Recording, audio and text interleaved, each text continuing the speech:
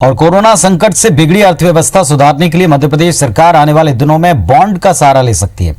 सरकार को 20 से 30 साल के लिए बॉन्ड जारी कर अतिरिक्त संसाधन जुटाने का सुझाव दिया गया है। कोरोना के कारण आर्थिक संकट से निपटने के लिए गठित की गई आर्थिक सलाहकार समिति ने सरकार को यह अनुशंसा की है। बॉन्ड के लिए राज्य सरकार की कंपनियां, कॉरपोरेशन और बोर्ड शामिल होंगे। सरकार गारंटी देकर वित्तीय बोझ से बाहर हो सकेगी। हालांकि अनुशंसा पर मंथन करने के बाद ही सरकार कोई फैसला करेगी।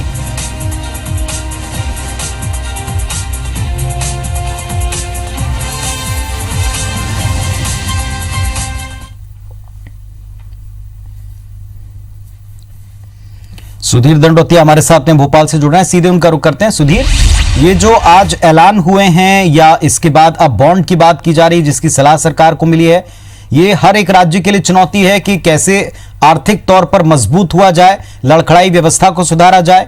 इन कदमों को उसी दिशा में पहले कदम के तौर पर बता रही सरकार। निश्चित तौर पर देखिए पुनीत, अगर बात किया तो कोविड के बाद में सबसे बड़ी चुनौती सरकार के सामने अर्थव्यवस्था को सुधारने में लगी रहा जाए। अगर जो सरकार की जो पूरी कवायद की बात करें, जो आज दिन भर हमने देखी एक्सरसाइज या फिर लगातार जो बैठकों का दौर मुख्यमंत्री अधिकारियों के साथ या फिर अलग अलग वर्ग के साथ में कर रहे हैं, वो इसी दिशा में बढ़ते हुए कदम है। आज कई ऐतिहासिक फैसले जो है मुख्यमंत्री शिवराज सिंह चौहान ने लिए और अगर बात करें तो प्रदेश सरकार ने न केवल श्रम कानूनों में कई सारी रियायतें देने का ऐलान किया, बल्कि अगर बात करें तो आर्थिक गतिविधियों में किस तरीके से तेजी लाई जाए उस दिशा में सरकार ने काम किया है। आज अगर बात करें तो जो लगातार अपने दर्शकों को हम खबर दिखा रहे थे कि किस तरीके से जो दुकानें हैं उनको खोलने की जो छूट है उसमें राहत दी गई है। सुबह 6 बजे से लेकर रात को 12 बजे तक जहां पर दुकान खोलने की अनुमति है वहां पर दुकानदार खोल सकते हैं। इसके अलावा इंस्पेक्टर आज खत्म करने की बात हो, कारखाने के अंदर जो एक ही रजिस्टर मेंटेन करने की बात हो, या फिर कम मजदूरों के साथ में ज़्यादा उत्पादन को लेकर जो रियायत औद्योगिक घरानों को देने की बात हो, ये लगभग उसी दिशा में बढ़ता हुआ कदम है जिससे कि अर्थव्यवस्था को पटरी में लाया जाए और संक्रमण भी ना फैले, इस बात का भी खास ध्यान रखा जाए। इसके अलावा बात करें तो अर्थव्यवस्था के अलावा आम नागरिकों को घर बैठे ज़्यादा सुविधा मिले, इस बात का भी खास ध्यान रखा जा रहा है। जो लोग सबसे ज़्यादा मध्य प्रदेश के अंदर निवास करते हैं, गरीबी रेखा के नीचे रहने वाले, उनका एक आजीविका का साधन सबसे बड़ा मनरेगा है। लिहाजा मनरेगा को लेकर भी मुख्यमंत्री शिवराज सिंह चौहान ने चर्चा की। प्रदेश के अंदर लगभग 14 लाख से ज़्यादा मनरेगा के रजिस्टर्ड मजदूर हैं जिनको लगातार भुगतान का काम सरकार के द्वारा किया जा रहा है।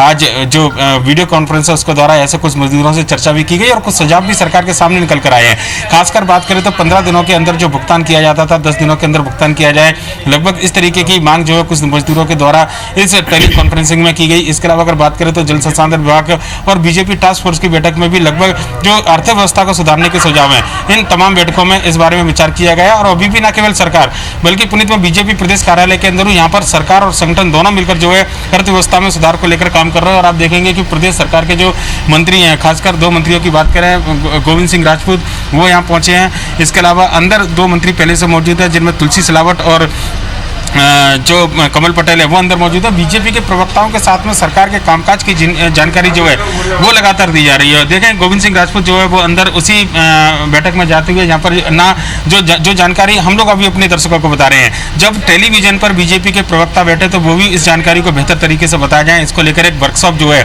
वो छोटी सी यहाँ पर आयोजित की गई है जिसमें बीजेपी के चुनिंदा प्रवक्ताओं के अलावा प्रदेश सरकार के मंत्रियों को बुलाया गया। और अब तक सरकार के द्वारा जो कदम उठाए गए हैं, चाहे वो कोविड महामारी संक्रमण को रोकने को लेकर हो, चाहे मजदूरों की वापसी को लेकर हो या किसानों की बेहतरी को लेकर हो, या फिर जिस बात पर अभी हम चर्चा कर रहे हैं प्रदेश की अर्थव्यवस्था सुधारने को लेकर हो, इन तमाम बिंदुओं पर चर्चा इस बैठक के दौरान की जा रही है। लेकिन आज का दिन ऐतिहासिक दिन और निश्चित तौर पर सरकार के लिहाज से अगर बात करें तो काफी महत्वपूर्ण ये बैठक। और जो बात हम कह रहे थे कि मंत्रियों की बैठक यहाँ पर चल रही है, नरोत्तम मिश्रा प्रदेश सरकार के जो मंत्री है पुनीत वो यहाँ पर आए और देख सकते हैं कि गंभीरता इस पूरे मामले को लेकर सरकार से लेकर संगठन तक के सभी लोगों को है। लिहाजा ये जो तमाम एक्सरसाइज जो दिन भर से मंत्रालय से लेकर लगातार हम देख रहे हैं अधिकारियों के साथ, चाहे वो बैठक की बात हो या फिर किसी अन्य गतिविधियों के माध्यम से बात हो, ये एक सबसे बड़ी जो एक बात इस पूरे बैठक के दौरान लगातार आज चर्चा के दौरान मुख्यमंत्री से निकल कर आई है।